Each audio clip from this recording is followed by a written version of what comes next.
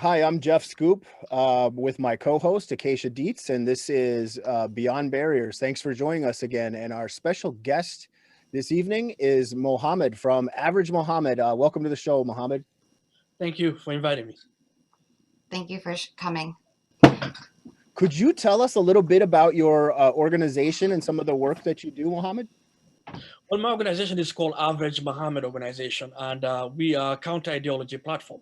And when we talk about counter-ideology, we're talking about extremism, whether it's ideological or religious extremism. And we create products that counters extremism. Our mission value is quite simple. We promote peace because Islam is peace, and it's a fundamental human value. We promote democracy in rights, liberties, and freedom. We are anti-extremist, be it Al-Qaeda, ISIS, or QAnon or Proud Boys, or anybody else along those lines. And we are against hate, which is the hate of anti-Semitism, homophobia, racism, anti-Christianity, Islamophobia. And that's our goal and our objective. We work in schools, we work on social media, we do outreach, we work in the streets, we work almost universally anywhere we're invited. Excellent. It sounds like a lot of the stuff that we do at Beyond Barriers too. It's really wonderful to have you on the program. We've got some similar paths that we're on here, so it's quite awesome. And you're based in Minnesota, right? I'm in Minnesota, beautiful Minnesota. Yeah, see, I'm from Minnesota originally, so I thought it would be really interesting to have you on and talk about that. And your background, you're from Somalia or? I'm a Somali. Okay, all right. And I know in Minnesota that the Somalians there was some issues there in the past with racism and hate and things like that. Have you experienced any of that personally, or could you tell us a little bit about that? I've been blessed. When I say I've been blessed, I mean that I haven't experienced outright racism. And maybe it's my outlook and my thinking because I don't see it. I didn't grow up seeing it as a child in Africa. So in my adulthood, I don't see it either. And but it exists. It exists because people in the community keep on telling me what's happening to them. So is Islamophobia. And so I know that it exists and it is rampant. But then again, that's not the only thing that's happening around my country in America. Anti-Semitism is on the rise. Racism is on the rise. So if there's anti-Semite and a racist, believe me, they're always also anti-Muslims. They all go hand in hand together. So this is an issue that's becoming a major problem in our country today. Well, what I find so inspiring about the work that you do too, as a Muslim, speaking up, and I've seen you on social media doing it, speaking up for the Jewish people, and this is a really big issue right now between the Israelis and the Palestinians. So, as a Muslim that's speaking out for peace and doing what you all do, have you faced any backlash for that, or has most of the communities been very supportive of that? Well, the community doesn't backlash me anymore. I mean, there are individuals in the community who will never agree with what I say. And these are, I call them the outer tier people. But what we're going for is the center. You see, if they see me saying this, it gives courage to others who are thinking along the same lines. And that's what we're looking for here. We're looking to reach the center and then encourage them to start thinking like we do. For example, when the Palestine-Israel conflict happened this last week, anti-Semitism just went through the roof. When I say anti-Semitic, you could say anything you want to say about the Jews. Compare them to Nazis, compare them to Hitler, compare them to, I mean, the most outrageous things you can imagine can be said against the Jews. And then at the same time too, I was hearing the same thing about Muslims being said by people who are non-Muslims. They were calling us all terrorists. They were calling us all people who are anti-civilization. They hate the West and everything else you could say. So it's a two-way street. And we are the ones like you, Jeff Shop and Acacia Dietz. We're the ones who are basically putting our hands up and our voices up, trying to put down a wave. Absolutely. Like I'm glad, I love the way that you said it, how, you don't have to be over here or over here. You can be right here. And we need more people right here, because the way, I think it's amazing, like what you do, like you said, you kind of get it from both sides in some ways, because you are speaking peace. So you're not looking at somebody as their religion or as their political ideas. You're looking at them as a human being. And I think, like you said, with you speaking out and doing what you do and giving this a voice, it gives other people courage to raise their voice as well. To raise their voice and to raise their voice for peace instead of uh, war, instead of combating and being an enemy to everybody. That is so true. Uh, we don't have that many voices for peace anymore. It seems like each one has a camp now. Yeah. It's like I'm in this camp, and everything else on the other side of it is my enemy. That's not how humanity works. We want a civilized society, and to have a civilized society, it means dialogue and conversations. It also means coming to agreement on certain fundamental things we all agree on. Number one, we want peace. Is there any human being out here who doesn't want peace? Peace that comes from knowing that I will be safe, and because I am safe, you will be safe. That is important, and we have to promote that at all times. And those who are extreme, they are minority, but they're very vocal. They're very loud. Mm-hmm. They're very loud, and they're organizing. They're putting their Yep. money together to shape us all. And we have to stand up as citizens. Now, our government, God bless them, they try. But there's mixed messages coming out of them. That's the best I can put it. Yep. And we civilians, like Jeff Sharp or Acacia Diaz, we're trying, but there's no agenda we have. I mean, I don't have a department here, and I don't have an agenda that I'm trying to carry out within society. All I want is peace and freedom and liberties and justice, everything American, everything I've come to love about America, everything I've come to learn in America, something that I was taught by Minnesotans here in America, something I came with from Africa, understanding. So that's what we promote in terms of our social outreach, in terms of our objective. And that's beautifully stated, and that's absolutely the absolute truth. And you're right. There's so much with the extremism, whether it's on the right or the left. These are loud, I mean, there's small groups of people that are having these voices, but most of us are still here in the center, and we do want peace, and we want prosperity, and we want all those human rights and dignity and those things that everybody should want for their families, but these loud voices that are on the far right and the far left seem to be trying to control the dialogue and control the narrative that the public is hearing. So what you're doing and others like yourself and like Beyond Barriers, Average Mohamed, and other groups, I mean, it's so incredibly important, and it's courageous. I wanted to ask you a little bit, and I really enjoyed what you said about all the things that are great about America. And as an immigrant, my mother came over from Europe, so I'm first generation. So I didn't have that experience, but my family did. But I'm always curious to hear from people that came to this country, looking for a better life and everything, and really curious to hear about how you grew up in Africa and the differences between here and there, and why you love this country so much. Well, the first difference is opportunity. Here in America, you can be anything you want to be, provided you work hard at it. In Africa, the people who work hard every day, but they don't get opportunity. They will never make no more than $5 a day, no matter how hard they work in their lives. Here in America, the harder you work, the more you can make, the more you can produce, the more you can create, and the more you can get opportunities for. And this is generational. When we talk about generational, this is something that gets passed on not just for me, but for your kids and my kids and their kids' kids. It's opportunity that is transcendent generations.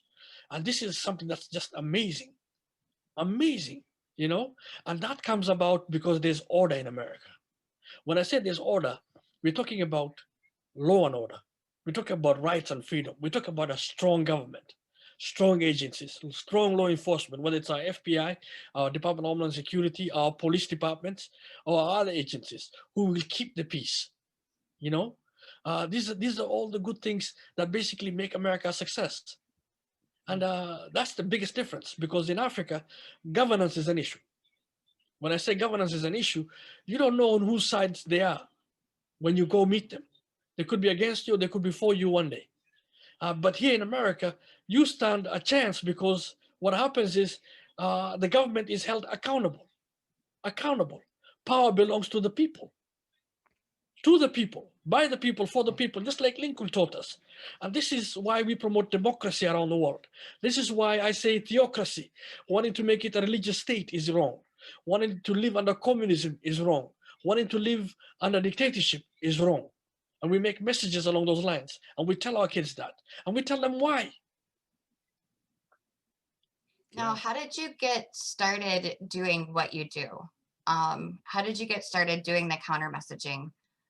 Well, in 2014, ISIS and Al-Qaeda was targeting my community. When I say they're targeting my community, they were targeting my community. Kids were getting up to 5 postings on their social media from ISIS and Al-Qaeda, trying to recruit them. They targeted our community here, and they were successful. They recruited about 60 individuals.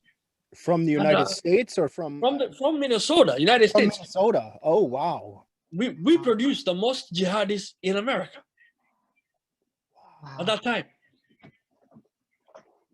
And so we sat down and we said, what can we do? We're not law enforcement. We're not the government. We can't arrest them. But what is it that basically is getting these kids? And we figured out it's the propaganda. It's the messaging. It's the social media network. It's the network that they set up whereby they tell the kids and gain over their minds and tell them your family is no longer your family. Your mosque is no longer your mosque. Your religion is no longer the way you understand it. And this is the new format we're teaching you. We're seeing the same thing with our right-wing community and our left-wing community here in America. The same methodology, the same grievances. From grievances, they create a community and a network. From the network, they create a recruitment means. So our job is to interdict and intercept and interrupt the process by creating messaging. Whether we go out live, and I've spoken to tens of thousands of kids, or we create viral videos on social media to reach millions of people, tens of millions of people across the world. And the goal is to say, look, they're lying to you. These extremists are lying to you. And we can prove it. And we give them examples and we give them messages which are very simple, nothing complicated about it. A young child can understand it, and a young child can tell other children. And that's what the objective is. We're changing minds by the tens of thousands. And that's the goal. We catch them and we bring them back to the center. That's awesome. And that is very similar to some of the things that we do as well with the counter messaging. It's just putting things out there and giving people an alternative way of seeing things, of looking at things and reaching them. And that's another question. I have a bunch for you. We're going to keep you busy here tonight, Mohamed. You are working on a cartoon counter messaging video right now. Could you, and hopefully we'll be able to show it on the program if it's finished by the time this comes out. Could you tell us a little bit about that? Well, it's a message about anti-Semitism. And we went around and we looked for the definition of anti-Semitism. There's a definition that basically is agreed upon by all organizations across the world. And we use that definition to create this message. And the message is basically what is wrong with the anti-Semitic thinking from a personal level, from a human level. And we created a 2.5-minute message and a cartoon, which you will play. And it is once you hear it, you'll understand it. Jews are the enemy of Allah. Jews killed Jesus. Jews control the economy and banks. International Jewry starts wars. Jews control the media. The Holocaust did not happen. Israel is delegitimized and should not exist because it is a Jewish state. Jews created and spread coronavirus. Jews are greedy. Don't Jew me. You must have heard this said at least once or more times in your lives. Perhaps you even said it yourself. It is being said publicly now by extremists, bigots, and terrorists. This is anti-Semitism, vile and ugly. Anti-Semitism denies the humanity of our Jewish brothers and sisters. The level of anti-Semitic hate today is reminiscent of 1933, when Nazi Germany began to dominate the world. By 1945, upon liberation of Europe and Russia, 6 million Jews were murdered on an industrial scale. Anti-Semitism is but a stepping stone to demonize, discredit, deny, discount the Jewish experience so as to marginalize them. Then you know what comes next, according to history. Murder. As Mohamed asks, if you are a Muslim and experience Islamophobia, how can you then accept anti-Semitism? If you're a Christian and most of your prophets are Jews, how then can you hate the Jews? If you're a person of color and know the scourge of racism, how can you hate another human being for just being a Jew? Anti-Semitism stops when we speak up. The time for silence is over. Speak up against anti-Semitism. Courage is contagious. Anti-Semitism must go. Peace up. Extremist thinking out. Now we're putting it into images. Now across the country today in America, the hate crime, according to Anti-Defamation League, has gone up 250% just in the past couple of weeks. Not just in America, but in Europe and across the world. Jews are being attacked for just being Jews. For just being Jews. Now this is wrong. This is not acceptable to us as a civilized people. As a Muslim, I'm saying this is wrong. Because again, I have faced, or we have seen Islamophobia, and we know how it felt. We know how it discouraged us, and we know how it created fear in us. And we're saying, look, if you're a Muslim who has experienced Islamophobia, how can you then support anti-Semitism? If you're a black person or a person of color who've experienced racism, how then can you hate a Jew? If you're a Christian who believes in the prophets who are Jews, from Moses to Solomon to David, how then can you hate the Jew today who's walking on the streets in your city? It doesn't make any sense. And we're reaching out to our kids and we want them to do critically think. We want critical thinking in this process. And we're doing this, and inshallah, if God wills it, by Monday we will release it. By Tuesday we're doing a press conference, and we're trying to get funds because it costs money to spread this message on social media. Just like the extremists are spending money to spread their messages, we're asking the public to donate to us so that we can spread it and make maybe 20 to 25 million people to see it across the world. Awesome. Yeah, and that's something that so many people don't understand, and we get it because we're also working with nothing. You know, we're doing all the work that we can do with very, very little financing, and a lot of it's coming out of our own pockets. So we really do understand it. And you know, in Europe, a lot of the nonprofit organizations like Average Mohamed, like Beyond Barriers, and others, you know, are allocated funds directly from the government. So hopefully that's something that our government here in the United States will be looking into and hopefully changing, because the work that we're doing, trying to bring people back to the center, is saving lives. And Mohamed, the work you do saves lives. It changes lives and it saves lives. And there is no price tag anybody can put on that. It is priceless. It is absolutely priceless. And it's solid gold what you do, brother. And we're, again, so honored that you're on the program tonight with us, and really proud of you and all the great work that you do, sir. When you pointed on one thing too, is the fact that, like, a lot of times we in society, a lot of times in our culture, we wait until it's too late. We wait until the adults have caused destruction.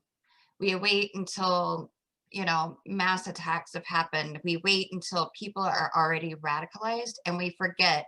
And this is something that I think is very commendable and that you have spot on. It starts with our kids. It starts with the children. It starts with showing them how this is not okay. But also, it's not just here, but blindly believe this, but use your own brain and critical thinking to see why this is wrong and to see why we need to be in the center and peaceful, and how we can have peace with each other. That's huge. I mean, we have to start with our youth, because if you wait until we're already developed adults, one, it's a lot harder to reach us. And two, by the time many have reached that age, they might already be radicalized, and some come back from it and some don't. But in order to stop the cycle, you have to start with our youth. We have to start with our children. That's the point. Whoever wins the next generation wins this war. And this is a war, by the way. This is a war of ideas. This is a war of ideas. And our mantra here at Average Mohammed Organization is it takes an idea to defeat an idea. In this instance, we're talking about an ideology, whether it's the far left or the far right, or extremists who are religious, like ISIS, Al-Qaeda, Al-Shabaab, and Boko Haram, and the Taliban, or we're talking about people like the neo-Nazis and the Ku Klux Klan, and the Proud Boys and the QAnon conspiracy people. They're trying to tear us apart. They're saying, look, the other is the enemy. And we're saying, no, the other is our friend. Diversity is our strength. People being different, whether it's different sexuality, different religion, different color, different creed, different nationality, this does not matter. They're all human beings. And if you see that, and once you accept that, guess what? Once we teach our kids that, and we go out and we engage them on those principles, we win this generation. And if you win this generation, this issue becomes nothing. It goes back to the fringe. It goes back to the corners where it used to exist before. Well stated, well stated. And you know, you look at it, and Keisha and I, we were extremists in our past. I'm looking at this life and the world the way it is now, and what you're saying, and being in the center, and it's the same thing we're doing as well.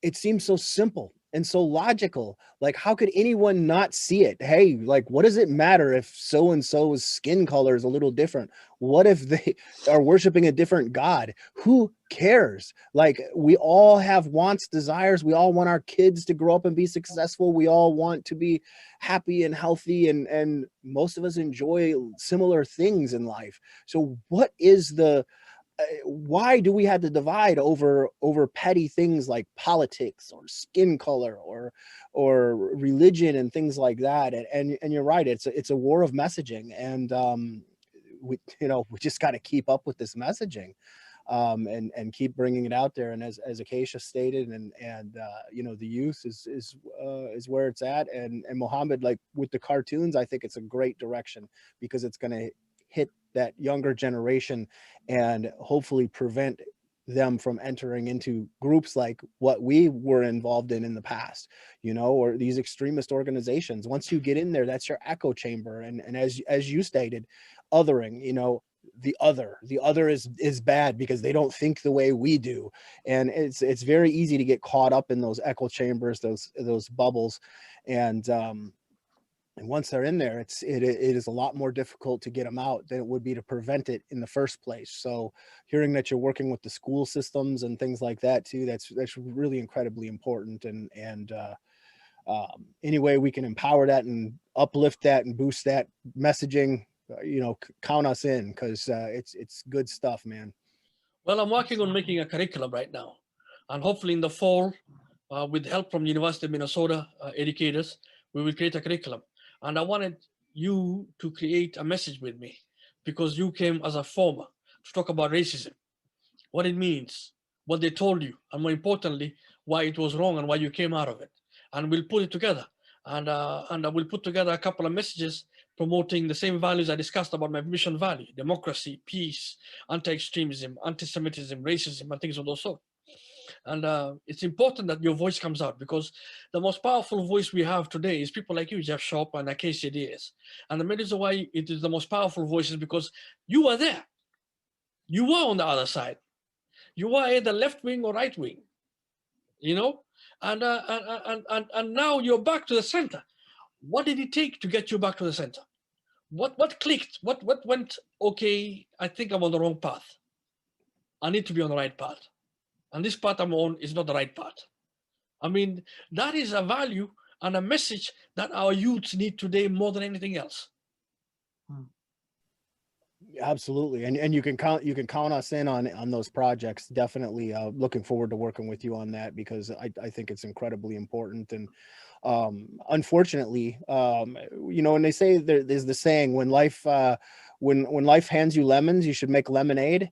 That's the way I look at our past, because our past is, we got handed some lemons. Even though it was choices we made, we have to take responsibility for that. We made those choices, but life handed us lemons because of our own choices, and now we're making lemonade, and we're going to do something good with it, because we do understand that path and how people radicalize, and we also understand how to help them de-radicalize. And what, in simple terms, I mean, we've covered this a lot before, but just in simple and short terms, because we have more questions for you, but is getting in touch with one's humanity, being able to see the humanity of the so-called other, and realize that, hey, that is not the enemy sitting across from you. That's somebody that's just really a lot like you, that's maybe has a different skin pigment or follows a different religion. They're not much different.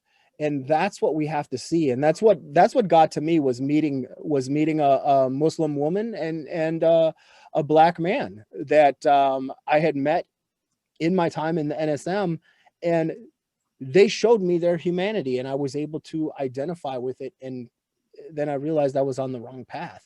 And if someone that had spent most of their adult life involved in one of these extremist groups can change like that, and we see it all the time in the work that we do, and I know you do too with people, people can change, and we can help them to change. And that's why these messages are so important, and the work that you're doing, and it's just incredibly important. And another question I had for you, and I had a note here on this, but you were in 2020 the State Department Citizen of the Year, and then in 2018 Citizen Diplomat of the Year. Could you explain a little bit about that for the listeners, and what that was all about? In 2018, Global Ties USA gave me the award, which was the 2018 Citizen Diplomat of the Year. This was an award given to Maya Angelou, the poet activist. It was given to John Richardson, the guy who started U.S. Institute for Peace, and also given to Senator Fulbright. So this was a big deal. And the main reason why I got that award is because I trained over 1,000 NGO government officials and organizations and clergy and people from across the world in terms of how do you speak to your community on this issue of extremism. Because we have a program and a model, and it's very successful. And my goal is to go ahead and say, look, this has worked for me here in Minnesota. This has worked for me here in America. It will work for you there in Africa, in the Middle East, in Asia, and in Europe. And I was one of the most successful sought after speaker. And they were like, oh my God, you're making all this time free. Again, I don't get paid to do this. We're just doing it because we love our country. We love our humanity. So they gave me that award. And then the State Department in 2020 looked at my program, looked at the proposals we're doing and the work we're doing. And then they looked at the results, because they're hearing from across the world, we like that Average Mohamed organization. We think the model and the program works for us too. So they awarded me 2020 Citizen Diplomat of the Year because of it. And I told them the same thing I tell everybody.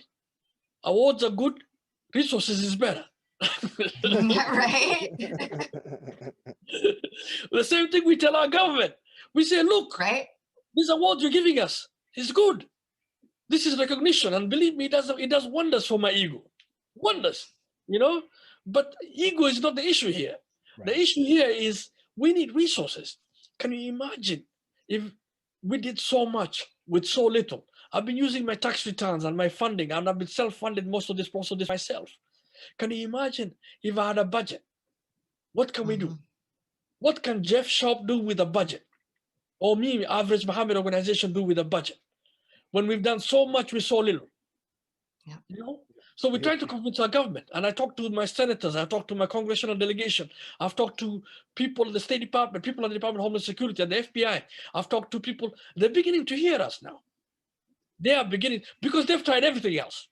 They've tried war, they've tried surveillance, they've tried law enforcement, and guess what? The problem is still growing. That's that. Right. Yep. And I've Oh yeah. said I've stated too on this people have asked, because there's a belief that a lot of times if the system or the government pressures people that are in extremist groups that they'll leave. I don't know who I don't know whose They idea. double down. It's the opposite. It's the opposite, and you know that too. I mean, I'm speaking to the choir here a little bit, but they don't realize it. And when I was leader of the NSM, every single time I got a visit from the feds or the police, or I got some pressure put on me, or I got into a fight with the left or anything like that, or I got doxxed, I said, all right, now watch what I'm going to do. And I did twice as much stuff, or 2 or 3 times as much stuff. It re-energized me. It pushed me back into that bubble or into that echo chamber to strike back more and more and more. So their idea of how this stuff works is way off. They don't get it. They don't understand it.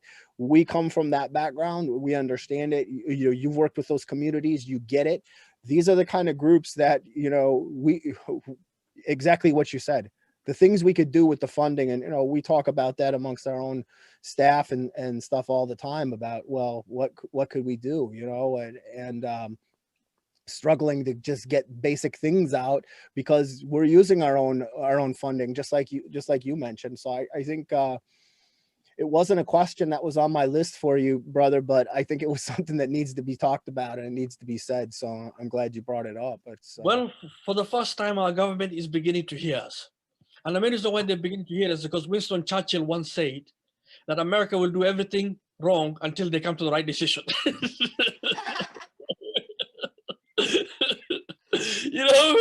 So they've tried their way. They tried the hammer, law enforcement, surveillance, war mechanisms. This is the hammer.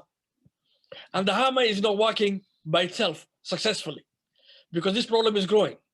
So we're telling them, try the soft power, the power that exists within us, the citizen to citizen diplomacy, the diplomacy that works between us, and we go into our neighborhoods, we go into our community, we go into our mosques, we go into our madrasas, we go into our synagogues, and we go into our churches, and we make this message, and we appeal, and we win hearts, and we win minds. Not the mind, not the hearts. The hearts belong to Allah or Jesus, but the minds we can get.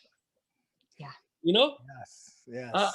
And we are successful at it, but we can't get a dime. Now, the reason why trusting people called Mohamed is not pretty much anywhere near where we expect it to be in America. I call it national security paranoia. They're scared of us. And we're telling them, don't be scared of us. Don't be scared of Jeff Shope because he was in the NSM. Look at him, what he is today. Don't be scared of an average Mohamed because you have concerns. Look at what we're trying to achieve here. Empower us. And if you empower us, guess what? You've just empowered your agency. You've just empowered your government. And you've just empowered your democracy.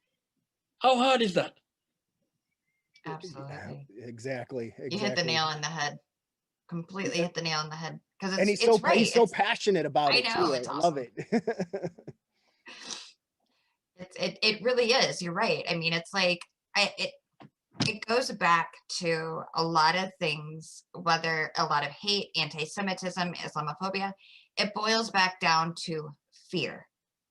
Fear of what we do not know or what we do not understand, which then grows. But if you don't take that leap, I mean, they look at the results.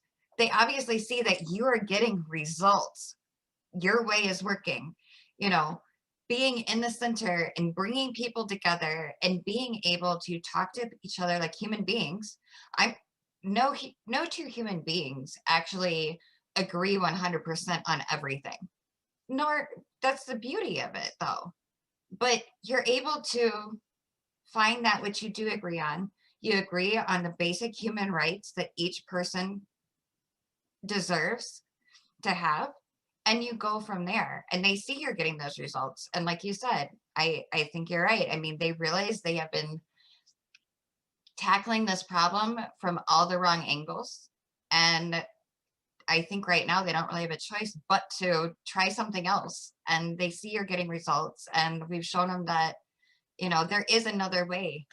to tackle this. And it doesn't have to be with weapons. It doesn't have to be with, you know, surveillance or whatever. It's as simple as talking to another human being, really, when it all boils down to it. I mean, there's a lot more nuance than just that, but that's where it starts. Let me get on my soapbox for a minute. Go for it. What drives people to extremism? First is grievances. If you're a Muslim, they're saying Islam is under attack, or the correct Islam is not being practiced according to what we believe, a minority. We want to make slaves of others. We want to bring about a theocratic system when we prefer, and majority Muslims across the world will fight and die for democracy. You know, and if you look at the extreme right, they talk about genocide of white people, or white people losing power, or the diversity, and seeing people of different sexuality, different color, different religion coming on the main stage of America. This is scaring them because this is not something they're used to or they want. They believe that is something wrong with it. And what we're saying is that is one issue. The second thing is networks. And the networks they're talking about is basically social media sites that they go to. They have media, they have news magazines, they have websites, they have networks, they're being pushed out of one social media platform to another, but they keep on popping up. As fast as social media shuts them down, they pop up somewhere else, and they seem to be migrating all over the place, you know. And the third part is basically when a person becomes active. Now you can engage those three things we can engage. What I say is what Jeff Shop does and what Acacia does and what I do is we go after the first two areas. When we talk about the first two areas is the grievances. We can message against those grievances and win their hearts and their minds and bring them back to the center. The second thing is the networks. And we can engage through algorithms just like they are doing. And get on their social media sites and get on their messaging system and get on their systems and get into their community and engage them and even debate them or even engage them further and take them down out of this context of what they see, give them a different idea, you know, at least the option of competition, because this is what America is all about. We compete with each other over everything. It doesn't matter what it is. Soccer, football, basketball, it doesn't matter. If there's something that is worth competing about, we will compete. You know, so why don't we do the same against extremists? Exactly.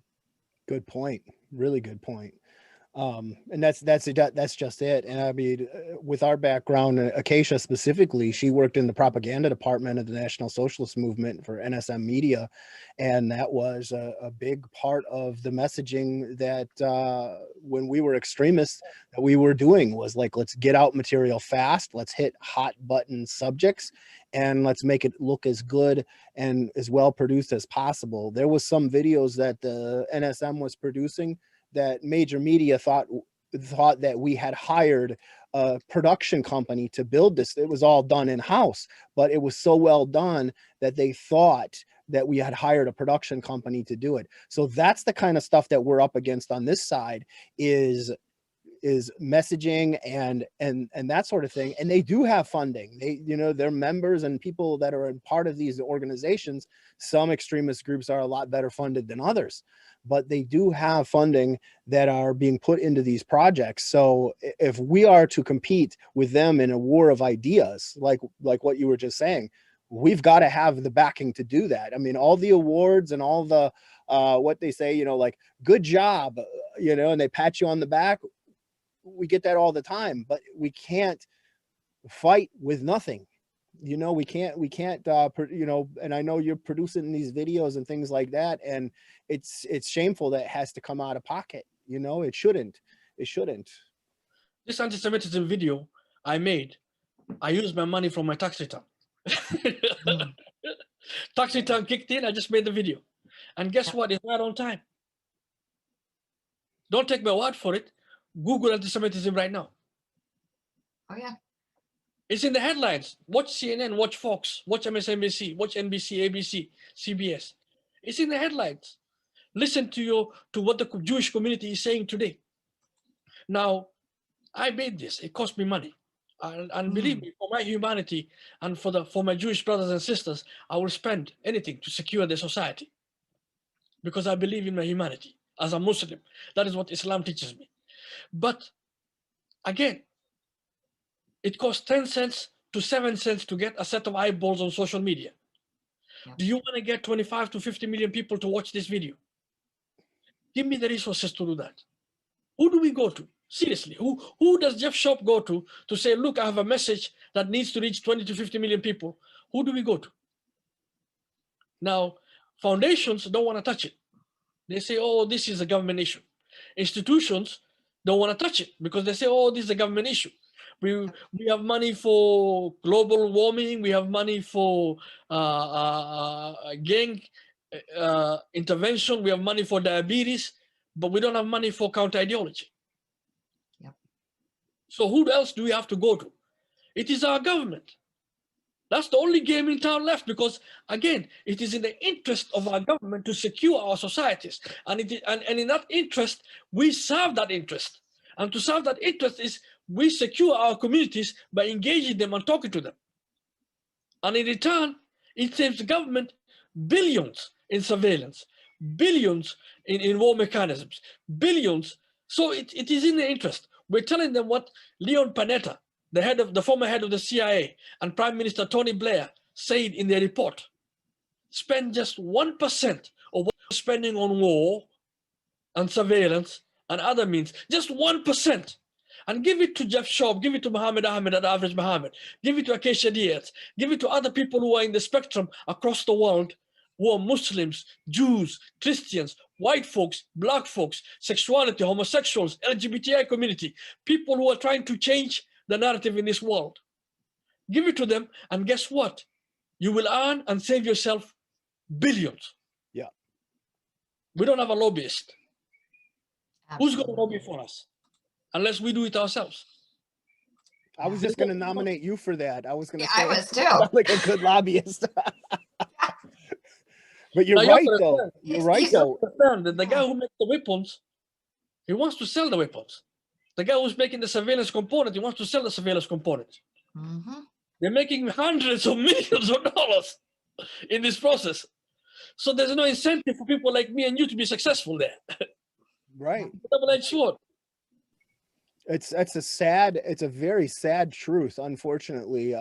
But you're right. It would save them so much. And again, like I said earlier, you can't put a price tag on human lives, and that's what we're doing.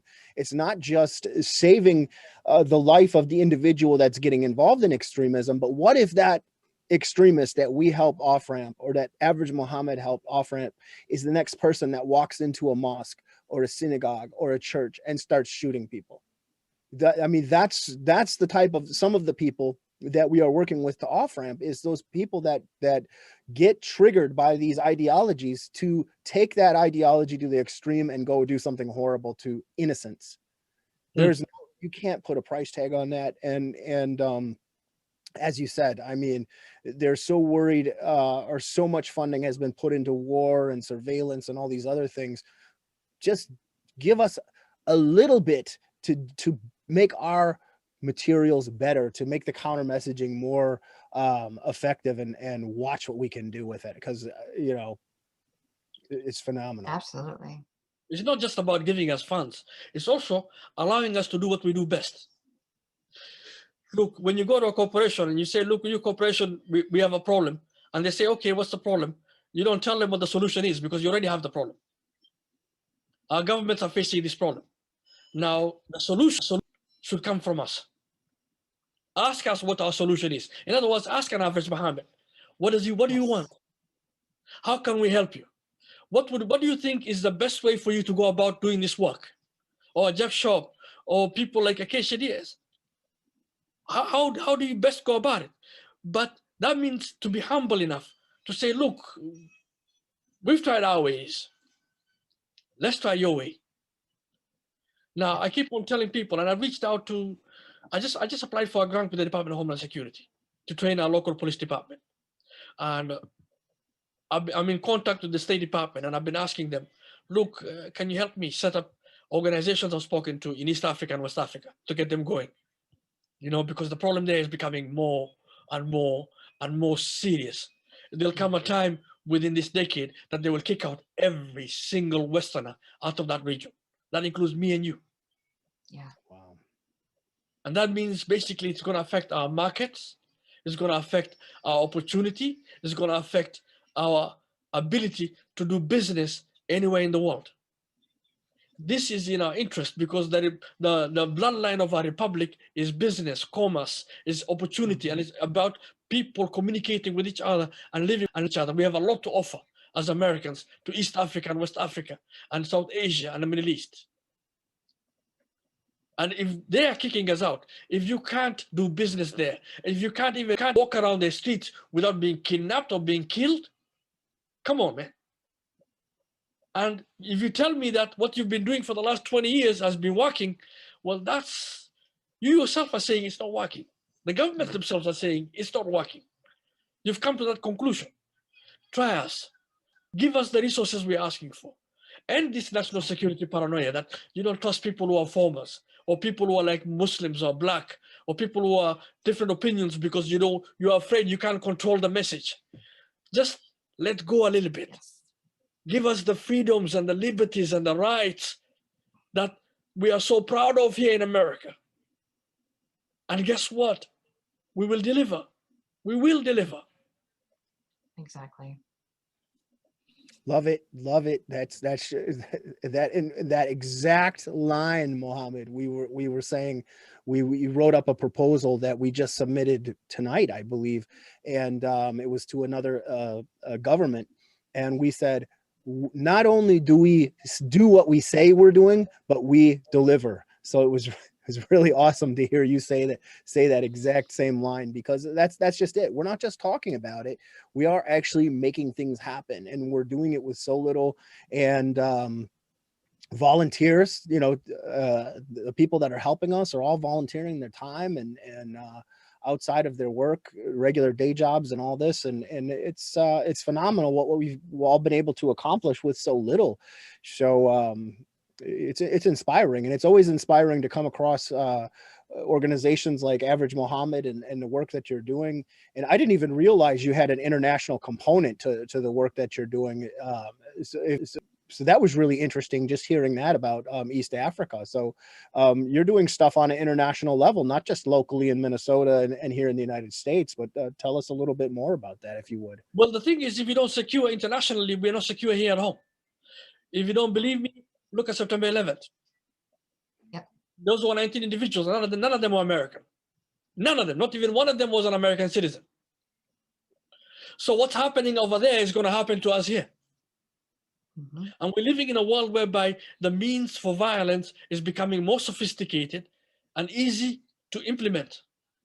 A person can get a cookbook for the anarchy and guess what? Cause mayhem anywhere in America today. Yep. And we are an open society. We will never shut down our borders. Because again, our business depends on it, our prosperity depends on it. Because we're selling to the world or we're shutting ourselves off from the world. And America does well when we're selling to the world. Right. And we can't sell to the world if we're shut out. So guess what? It's important for American corporations to understand that if they can't do business there, they won't be able to sell their items here. We need Africa. We need the Middle East, and we need Asia. And we're not going to get pushed out of it because extremists want to push us out. We will fight. And now we're doing the fighting. But all we're saying is fight smarter. Fight smarter. Engage. Use soft power. Use diplomacy. Citizen to citizen diplomacy. This is something which we can do. Use people who have been accredited. I've been researched by institutions, organizations. And they've basically given me a clean bill of health for an organization that basically doesn't have any budget. Can you believe that? Yeah. Yes, unfortunately we can. Yes. Sadly enough, we can't. But no, Yeah, you're right. can. I mean, it's Mm-hmm. it's crazy how, like, a lot of people think that people like us or people like you, like we do this because there's money to be made in it. And let me tell you, and you already know this, Average Mohammed, because you're paying for it all out of pocket too.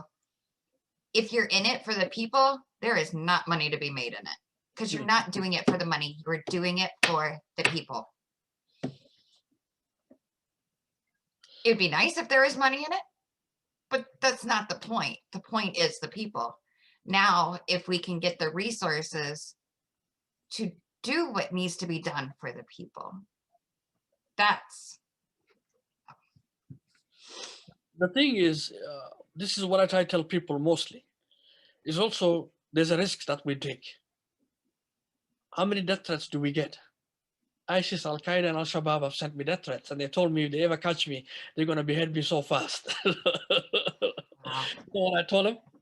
I told them I'm an American. We don't run, we don't hide, and we don't back down. You know, we are Amen. Americans. We are the loudmouths of this world. We will stand up in your face and say, "To hell with you." Yes. You know, Yes. and I get thousands of emails. Majority support us, but I get thousands from right-wing people who hate us and who cast me out. And then I get thousands of mails from the left wing saying, "Oh, you're supporting the evil empire, America." Mhm. You know, what's wrong with people? You're the sellout unit of the Muslims. You know, selling your people out, and you are a native informer. So we get all this, and we put up with it, and we grow thick skins, and we say, "Look, this is part of life now." Yep. Even after all that, to face what we call national security paranoia, Yeah. to be denied resources based on our backgrounds or our looks or what we're seeing.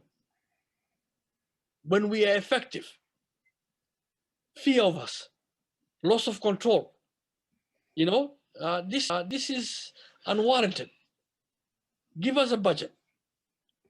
Tell us who we can go to create these means. And this is something that our congressional leaders should understand and our civic leaders should understand. But more importantly, our corporate leaders should understand. Where government fails, corporations have stood up and led the way. Yep. You know, it's a great point that you made too about, you know, and we get that as well. We get threats and things like that as well from because we were extremists and now we're in the center. So we get it from the right, from the left. The left will, some of the far left will say you guys are still Nazis because you're not with us, and the far right will say you guys are commies and Antifa or whatever because you're not with us. So they're very, both sides are so polarized and they can't see this middle area. But you're right, and I think the government doesn't trust a lot of us. And but you're, and I don't talk about it very often about being threatened and things like that. I just don't. But it is a really valid point. We put up with that. You know, we left our lives that we had before because we don't believe in it, because it's wrong, and we finally saw that it was wrong. So we're trying to do something good here, and we have the skill set, we have the experience to be able to do that, and we are doing what we can with what's available. So I think it's really important that you know, how you explained it was brilliant, man, and it was really, it really needs to be said. It needs to be heard as well. And it brought me to another just a quick thought that I had on it. In some of the work that we do with helping people to disengage and de-radicalize from extremism, a lot of times I'm talking with people that are on the fence. They're still in the movement. They're not completely out yet. And I'll get done with a phone call with one of them, and they'll be like, you know what? This was really cool. This was really interesting.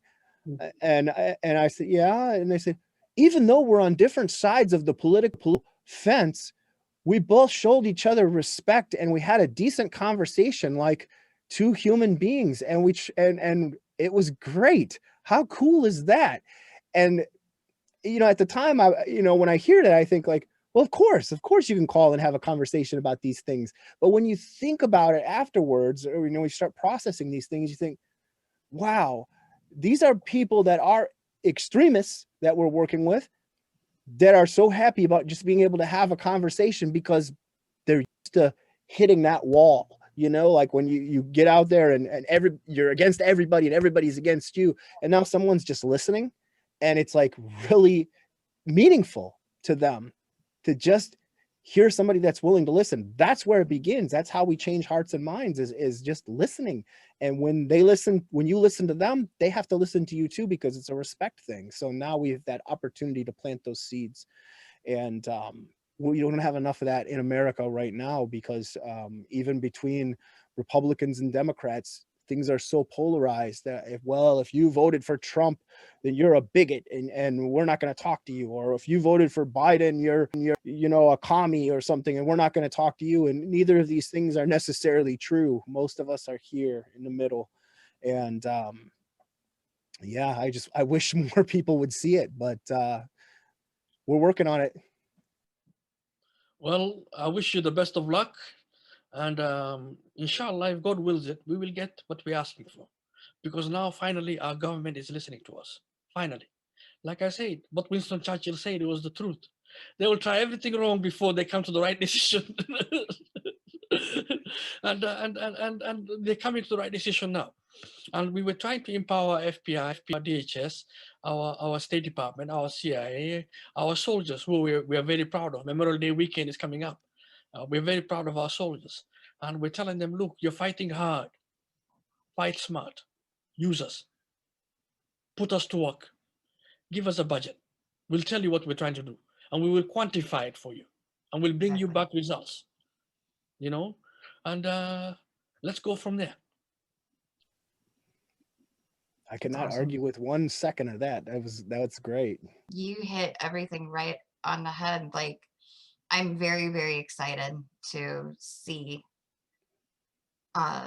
the new cartoon that you just did and see where it goes, because I mean, this is what we need more of. Like you said, it's a battle of ideologies. It's a battle of the mind, really, which then turns into a physical thing. But and that's where you got to start. You got to start, there.